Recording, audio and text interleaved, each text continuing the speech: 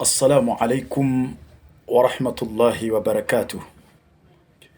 الحمد لله الذي بحمده يستفتح كل مقالة، وبذكره يصدر كل خطاب، وبفضله يتناعم أهل الجزاء والثواب، وباسمه يشفى كل داء، وبه تكشف كل غمة وبلاء، وإليه ترضع الأيدي بالتضرع في الشدة والرخاء، وهو السامع لجميع الأصوات على اختلاف اللغات، فله الحمد على ما أسدى وأولى، وله الشكر على ما أنعم وأعطى، والصلاة والسلام على حبيبنا المصطفى ورسولنا المرتضى، خاتم الأنبياء والمرسلين، وعلى آله وأصحابه الكرام، ومن تبعهم بإحسان إلى يوم الدين. أما بعد، أيها المشاهدون الكرام، ndugu wapenzi watazamaji, awali ya yote kwanza tumshukuru Allah tabaraka wa taala ambaye kwa fadhila zake ametujaalia na kutuwezesha kukutana katika muhadhara huu, tukijuzana mambo muhimu yanayotaalaki na afya zetu, kadhalika maisha yetu kwa ujumla. Katika muhadhara wangu wa leo, ninakusudia kuijuza jamii njia 18 ambazo wachawi huzitumia wanapotaka kumroga mwanadamu. Na kwa nini tumeamua kuifanya darsa hii? Tunaposoma katika kitabu kinachoitwa As-Sarimul Battari kilichotungwa na mwanawachuoni Ahmad Abdissalami Bali, yeye anasema inna mukhtarafi sihr, hakika wale wanaofanya kazi ya kuvumbua uchawi, la yanamuna lailan wala nahara, hawapati fursa ya kulala usiku wala mchana. Kazi yao ni kukutana, kuitisha makongamano, kujadiliana ni njia gani mpya wanazoweza kuzitumia kwa ajili ya kumharibia mwanadamu afya au maisha mengine kwa ujumla. Sasa mwanawachuoni huyu naye akatoa ushauri, akasema yajib ala dhawil maarif, hivyo imekuwa ni lazima na ni wajibu kwa wale waliojaaliwa maarifa na Allah subhanahu wa ta'ala, an yubayinu linnas khatara sihri wa dhararahu, na wao wafanye kazi usiku na mchana kuwabainishia watu hatari na madhara yanayosababishwa na uchawi. Na ndio maana tumeamua kuchukua fursa hii adhim kuwaeleza watu njia 18 ambazo wachawi wamekuwa wakizitumia pindi wanapotaka kuwaharibia watu afya zao au maisha yao. Na leo kwa taufiki yake Allah subhanahu wa ta'ala, tutaanza na njia ya kwanza, na Allah akitujaalia tutaizungumza njia ya pili, na ikiwa tutaafikiwa tutakwenda mpaka ya tatu, lakini kama muda hautoturuhusu tutaeleza njia moja, na hii itakuwa ni sehemu yetu ya kwanza. Cha kwanza unachotakiwa kukifahamu, ndugu mtazamaji, ya kwamba mchawi hawezi kufanya uchawi mpaka atumie nguvu za giza, na nguvu za giza tunaambiwa ni shayatinul jinni, ni mashaitani wa kijini. As-sahiru washaitani qarinani, mchawi wa kibinadamu na shaitani wa kijini, hawa ni washirika wawili. Iltaqaya fi ma'asiyatillah, wamekutana hawa, wanashirikiana katika kumuasi Allah subhanahu wa ta'ala. kwani unapofanya uchawi kwa ajili ya kumdhuru mwenzio, haya ni maasi makubwa sana, tena yanakwenda mpaka katika ukafiri. Unaposhika uchawi kwa ajili ya kumharibia mtu uchumi, ukaharibu biashara yake, ukaharibu ndoa yake, unakuwa umefanya maasi makubwa sana, lakini pia unakuwa umeingia katika ukafiri. Kwa hiyo mchawi wa kibinadamu anapotaka kukuroga wewe mwanadamu, lazima amshirikishe shaitani wa kijini. Sasa njia ya kwanza anayoitumia mwanadamu pindi anapotaka kukuroga wewe, yuhadhiru jinniya, atafanya kazi ya kumuita shaitani wa kijini, na huu ndio ule unaoitwa mzimu wa kichawi, lakini pia unaweza ukamuita khadimu sihri. Ni jini anayetumikisha uchawi katika miili ya binadamu au kwenye majumba ya binadamu au katika biashara za watu. Hiyo ndio hatua ya kwanza anayoifanya mchawi. Lazima atauita mzimu wa kichawi, ambao huu mzimu wa kichawi ndio shaitani wa kijini. Pia anapata sifa ya khadimu sihri, ni jini mwenye kutumikia uchawi. Hunaka turuqun kathira, pana njia nyingi, wa mutanawia, aina kwa aina, wa kulluha tahtawi ala shirkin au kufrin sarih. Na zote hizo njia wanawazuoni wanaeleza, wanasema zimebeba ushirikina au ukafiri wa wazi. Huwezi kufanya uchawi bana bila kumshirikisha Allah subhanahu wa ta'ala. Huwezi kufanya uchawi bila kutumbukia katika ukafiri. Na ndio maana njia zote wanazozitumia wachawi tahtawi ala shirkin au kufrin adhim, zimebeba ushirikina, zimebeba ukafiri wa wazi kabisa. Mwanawachuoni Ahmad Abdissalami Bali anasema, saadhkuru minha insha Allahu taala, nitazitaja baadhi ya hizo njia wanazozitumia wachawi kwa ajili ya kuwaharibia binadamu afya na kuwaharibia maisha yao kwa ujumla. Yeye anasema atataja baadhi, lakini kumbe ziko nyingi sana. Iddata turuqi mushiran ila nawi shirki au al-kufri, baadhi ya njia zenye kuashiria katika aina ya ushirikina au aina ya ukafiri. Anasema kullu dhalika bishai'in min al-ikhtisari, njia zote hizo atazielezea japo kwa mukhtasar. Wa innama dhakartu dhalika, mwanawachuoni huyu anasema, na hakika si vinginevyo nimeamua kuzitaja njia hizo, lianna ba'd almuslimin, kwa kuwa baadhi ya Waislamu la yastati'una an yufarriqu baina al-ilaji al-qur'ani wal-ilaji bisihri, hawawezi kutofautisha baina ya matibabu yanayokwenda kwa mujibu wa Qur'ani na Sunna na yale matibabu yanayofanyika kwa njia za kichawi. Mwanadamu anapoacha matibabu yanayofanyika kwa mujibu wa Qur'ani na Sunna na akafanya yale matibabu ambayo yanafanyika kwa utaratibu au kwa njia za kichawi, lazima atatumbukia kwenye madhara makubwa kuliko yale yaliyomsibu hapo mwanzo. Fal awwalu imaniyu, njia ya kwanza mwanadamu anaweza akatumia kujitibia katika misingi ya kiimani. Wathani shaitaniyu, lakini kwa bahati mbaya mwanadamu anaweza akatumbukia akajitibia kwa misingi iliyowekwa na shaitani, na hapo ndipo atakapokuwa ametumbukia mahala pabaya, na huenda yakamfika makubwa zaidi ya hayo. Na kwa nini tunasema hivyo? Kwa sababu kuna baadhi ya wachawi unapowaendea, manake kuna wengine wanajiita kuwa ni waganga, lakini wallahi ukiwafuatilia kwa undani hawana uganga wowote isipokuwa ni wachawi. Sasa unaweza ukaenda kwa mganga unadhani kuwa ni mganga, lakini kumbe ni mchawi.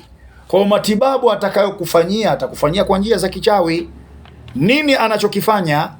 anapotamka maneno yake ya kichawi yanaitwa azimatul kufuriya, yale maneno ya kikafiri, yusiru biha, huyatamka kwa siri ili wewe usisikie.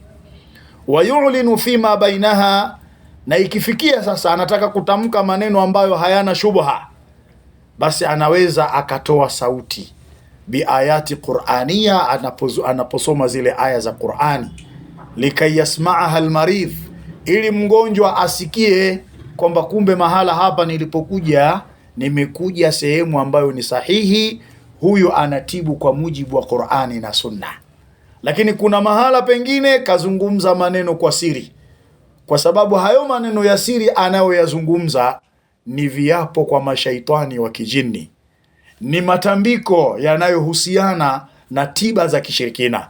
Kwa hiyo anaogopa kutamka kwa sauti, kwa sababu ukimsikia we moja kwa moja itakubainikia kwamba huyu si mganga bali ni mchawi. Kwa hiyo maneno hayo yenye shubha atayatamka kwa siri.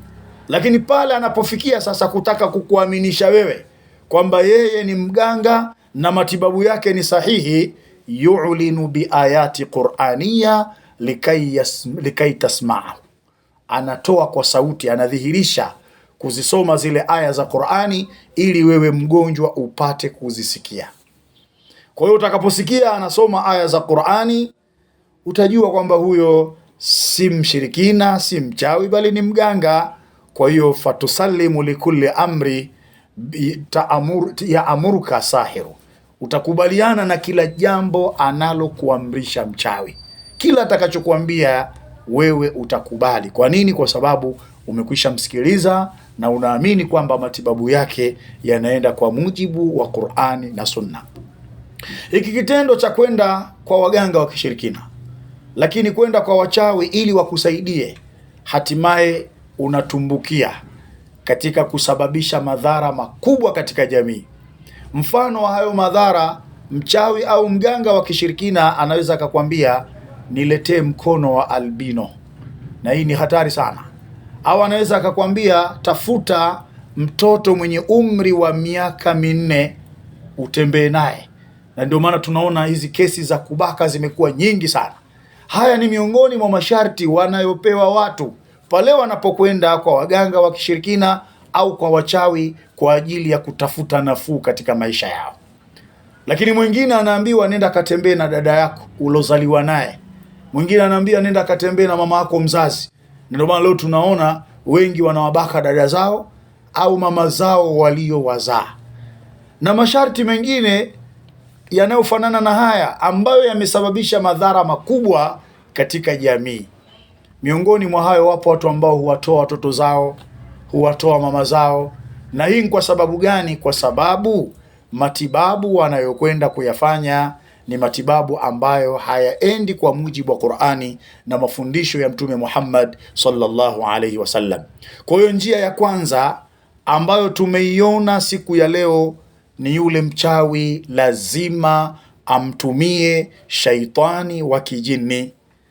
Anapomtumia yule shaitani wa kijini, ndiye anakwenda kumsaliti kwa yule anayetaka kumroga. Na huyu shaitani wa kijini lazima afuate kile anachoelekezwa na mchawi, lianna sihra muqayyadatu bi awamiri sahiri, kwa sababu uchawi umefungamanishwa na kufuata maelekezo ya yule mchawi namna anavyotaka. Hiyo ni njia ya kwanza. Lakini njia ya pili ni ile inayoitwa tariqatul iqsam, ni njia ya kutambikia, ni njia ya kutoa viapo.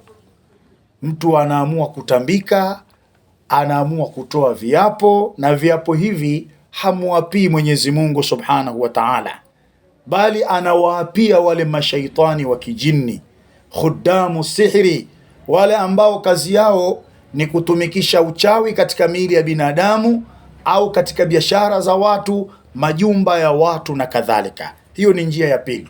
Nini anachokifanya mchawi? Cha kwanza anachokifanya mchawi, yadkhulu fi ghurfatin mudhlima, anaingia kwenye chumba chenye giza. Maabara za kichawi huwa hazina nuru, hazina mwanga, na ndio maana utaona ukifika kwenye nyumba ya mchawi unaambiwa kile chumba bana huwa hakifunguliwi wala hakuwashwi taa humo, wana vyumba vyao maalum, na hizo ndizo maabara za kichawi. Kwa hiyo anapotaka kuitumia njia ya pili ya kutambikia na kutoa viapo kwa wale mashaitani wa kijini, yadkhulu fi ghurfatin mudhlima, anaingia kwenye chumba chenye giza. Akishafika ndani amekwisha prepare kila kitu, thumma yuqidu naran, kisha hatua ya kwanza anawasha moto. Wayadau ala nari naw'an min albukhuri, na anaweka kwenye moto aina fulani za mavumba. Hizi ni dawa za kichawi hizi, hasba almawdhu'i almatlub, kulingana na lile analotaka kukufanyia wewe. Kuna uvumba ambao unatumika unapotaka kumroga mtu maradhi, yani anapotaka kumroga mtu maradhi kuna uvumba maalumu huwa anautumia. Lakini vile vile kuna uvumba ambao unahusika pindi anapotaka kumroga mtu ile sihiru nahsi, uchawi unaozalisha nuksi. Kama ambavyo kuna uvumba maalumu hutumika anapotaka kuleta farqa baina ya mume na mke. Kwa hiyo akishaingia mle kwenye chumba chake cha maabara ambacho hakuwashwi taa, anawasha moto, thumma yadhau ala nar, kisha anaweka kwenye ule moto naw'an min albukhuri, aina fulani ya uvumba, hasba almawdhu'i almatlub, kulingana na lile analotaka kulifanya.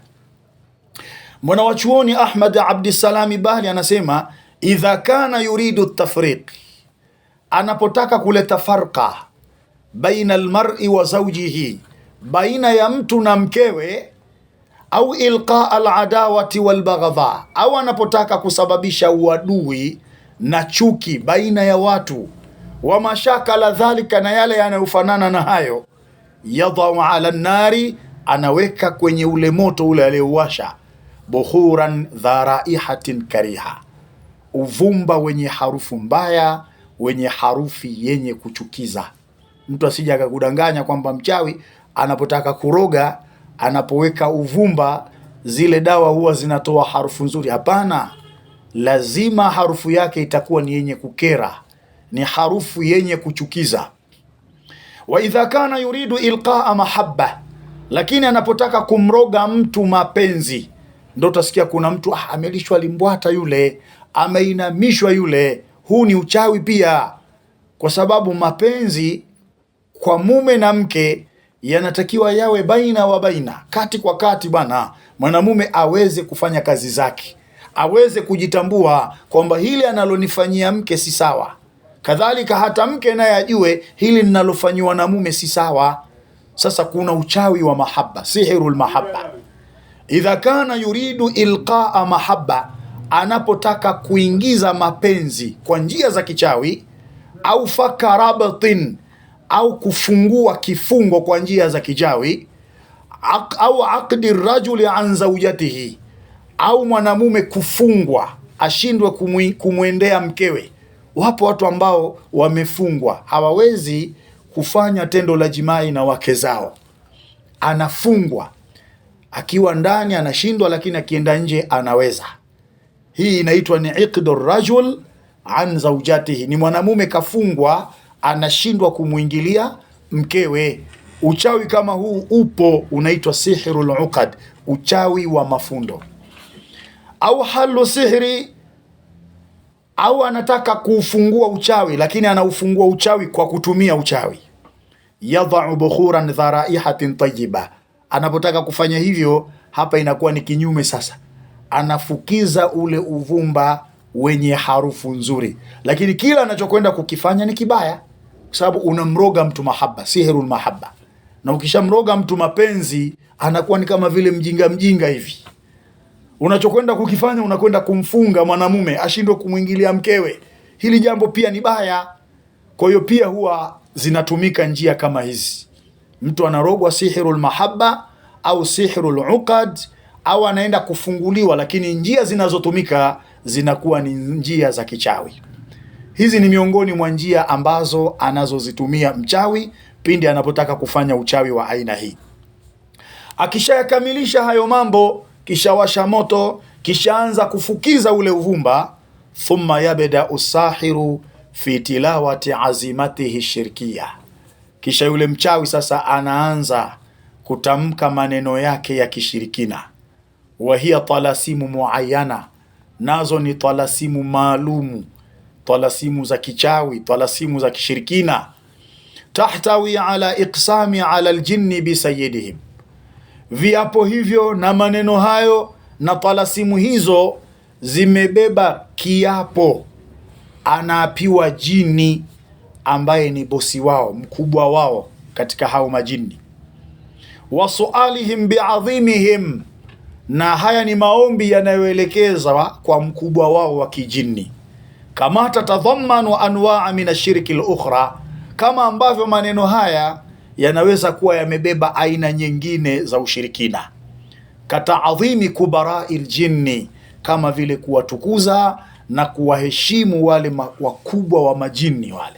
Walistighathati bihim, na kutaka msaada kwao. Wa ghairi dhalika, na kufanya mengine yasiyokuwa hayo. Kwa kinachofanyika hapo, kuna viapo maalum ambavyo wachawi huvitumia, na viapo hivyo wanavitumia kumwapia bosi wa majini na kuelekeza maombi yao kwao. Kama ambavyo kuna aina nyingine za shirki zimebeba kuwatukuza majini na kutaka msaada kwa majini pasina kumtaka msaada Mwenyezi Mungu Subhanahu wa Ta'ala. Tena huu msaada unaelekezwa kwa hawa majini katika yale mambo ambayo hakuna mwenye kuyaweza isipokuwa Allah Tabaraka wa Ta'ala. Kuna mambo ambayo mwanadamu hawezi, kama ambavyo kuna mambo ambayo mengi jini hawezi, isipokuwa mambo hayo yanamhusu nani? Yanamhusu Allah Subhanahu wa Ta'ala. Sasa hili linaloelekezwa kwa hawa mashaitani wa kijini ni lile ambalo hawana uwezo nalo, isipokuwa mwenye uwezo nalo ni Mwenyezi Mungu Subhanahu wa Ta'ala. Lakini mchawi anapoyafanya haya, anatakiwa ayafanye kwa sharti, an yakuna ghaira tahir, asiwe msafi. Imma junuban, ima anatakiwa awe na janaba, au murtadiyan li thawbi najisin, au awe amevaa nguo zenye najisi. Kwa mchawi anapofanya uchawi wake, kwanza lazima atakuwa na janaba, au amejisaidia haja ndogo na haja kubwa pasina kutawadha, lakini pia ile nguo lazima iwe na najisi. Na ndio maana wachawi wanapokutana katika mikusanyiko yao, wanapotaka kwenda kuwanga, pale lazima papikwe pombe pale, kutapikwa pombe pale, kisha watakunywa. Watakapolewa wataanza kuingiliana, na baada ya kuingiliana ndipo sasa wanatoa mwongozo, tuelekee kwenye nyumba ya nani kwa ajili ya kwenda kufanya wanga. Huu ndio utaratibu wa wachawi. Kwa hiyo wanapoyafanya haya, huwa kuna sharti. Kwanza, mchawi hatakiwi kuwa msafi, lakini pia anatakiwa awe amevaa nguo zenye najisi. Kisha watafanya ule uchawi wao kwa kutamka maneno, kwa kufanya matambikio. Wa baada ma yantahi min tilawati alazimati alkufriya, na baada ya kumaliza kutamka yale maneno yao ya kikafiri, maneno yao ya kishirikina, yale matambiko yao, wamemaliza kutambikiwa wakiwa uchi.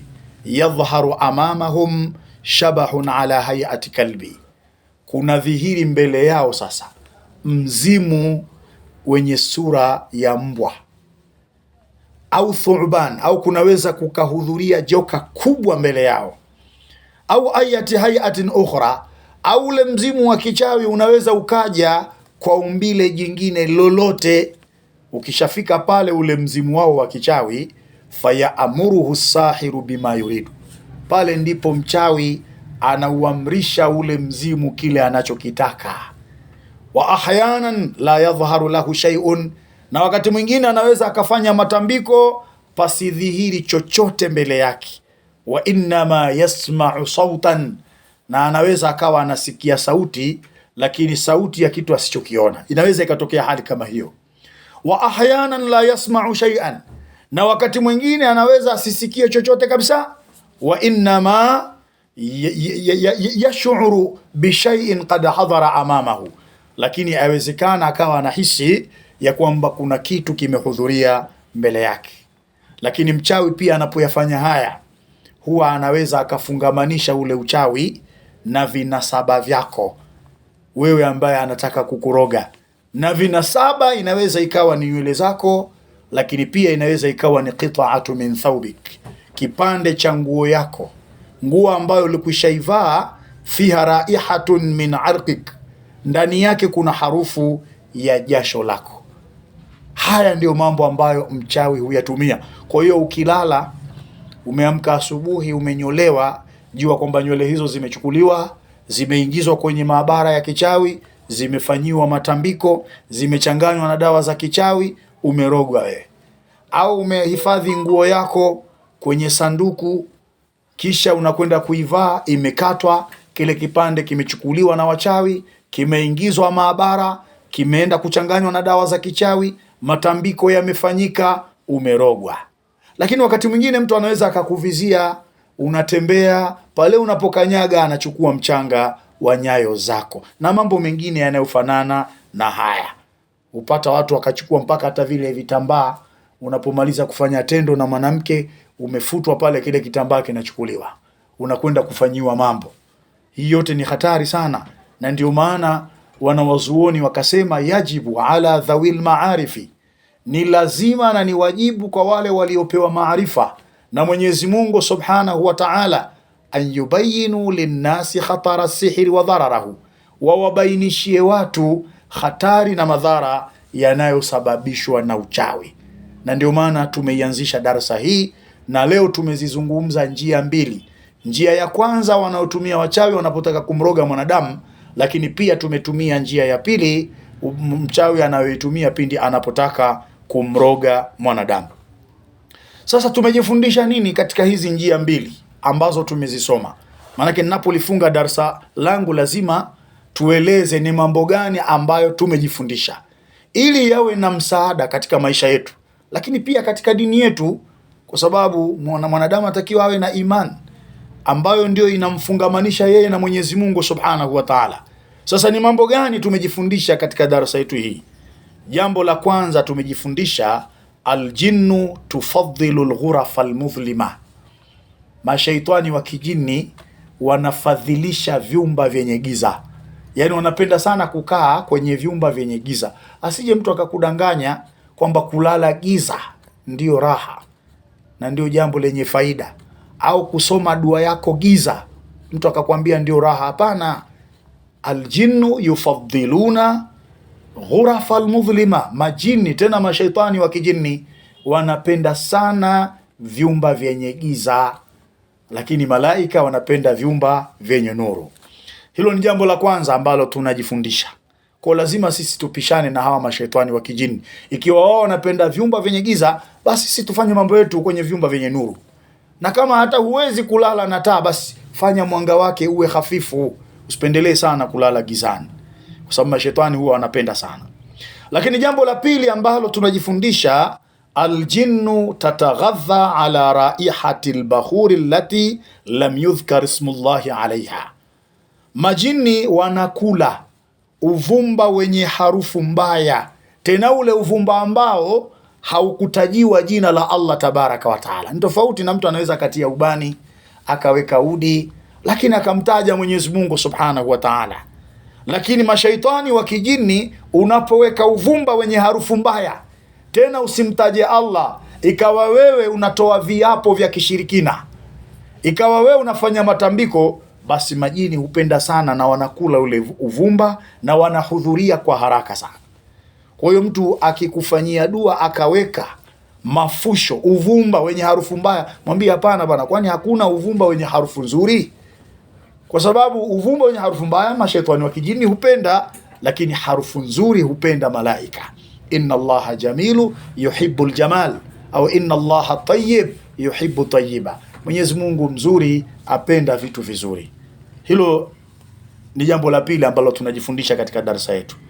Na jambo la tatu, minashirki dhahiri wasarihi fi hadhihi tariqa, ni mwa shirki za dhahiri, shirki ya wazi ya njia hii, al-iqsamu biljinni wal-istighathatu bihim, ni pale mchawi anapoamua kutoa kiapo chake kuwaapia majini na kuwataka msaada majini. Kwa hiyo ni miongoni mwa shirki iliyo dhahiri, iliyo ya wazi. Ikiwa wewe unawaapia majini, unawataka msaada majini katika mambo ambayo hamna mwenye kuyaweza isipokuwa Allah, unakuwa umefanya ashirku dhahir wasarih, shirki iliyo wazi tena iliyo dhahiri. Kwa hiyo tunajifundisha hilo pia. Lakini jambo la 4 ambalo tunajifundisha, aljinnu tufadhilu najasa, majini wanapenda sana najisi. Washayatin tataqarrabu min alanjas, na mashaitani wanamkaribia mtu mwenye najisi. Na ndio maana utaona kule wanapotaka kufanya ule uchawi wao lazima wawe na janaba, lakini pia nguo zao ziwe na najisi, kwa sababu wakiwa hiyo mashaitani wanapenda sana na wanawasogelea na wanakuwa radhi kuwatii katika yale wanayoyataka. Sasa ukiyajua haya mambo 4 itakusaidia wewe. Ukishajua kwamba mashaitani wa kijini wanapenda giza, wewe utawasha taa. Unaona kwamba darasa hizi zina msaada mkubwa sana. Lakini ukishajua kwamba mashaitani wanakula harufu mbaya, tena harufu ambazo hajatajwa Allah, wewe fukiza ubani wenye harufu nzuri na udi wenye harufu nzuri, mtaje Mwenyezi Mungu Subhanahu wa Ta'ala. Ukishajua kwamba ni shiriki kuwaapia majini na kuwataka msaada, basi wewe utamwapia Mwenyezi Mungu Subhanahu wa Ta'ala na utamtaka msaada Allah Tabaraka wa Ta'ala. Ukishajua kwamba mashaitani wa kijini wanapenda najisi na wanamsogelea mtu ambaye ana najisi, basi masaa 24 wewe utajitahidi uwe tahiri, uwe msafi na nguo zako ziwe safi. Almuhimu, ndugu msikilizaji na mtazamaji, kwa wale ambao wanahitaji kuwasiliana na sisi kwa ajili ya maswali ya aina yoyote, na kwa kuwa tunashughulika na masala ya tiba asilia, tiba mbadala, tiba za kisunna na visomo vya ruqya, wanaweza kutupigia kwa namba za simu zifuatazo: 0763709505. Narudia tena 0763709505. Unaweza pia kutumia mtandao wa Airtel 0789709505. Leo tumeelezea njia 2 tu ambazo wachawi huzitumia wanapotaka kumroga mwanadamu, na ukiona umekwenda kwa mganga anatumia njia kama hizi, basi jua kwamba yule si mganga bali ni mchawi. Badala ya kukuondolea matatizo, yawezekana pia ikawa ni sababu ya kukuzidishia matatizo. Kwa hiyo katika sehemu inayofuata, Allah akituwafikia, tutaelezea njia ya 3 ambayo wachawi huitumia pindi wanapotaka kumroga mwanadamu. Tumuombe Allah Subhanahu wa Ta'ala atusamehe madhambi yetu na atujaalie tawfiki, kwani yeye ni waliyu tawfiq. Wassalamu alaikum wa rahmatullahi wa barakatuh.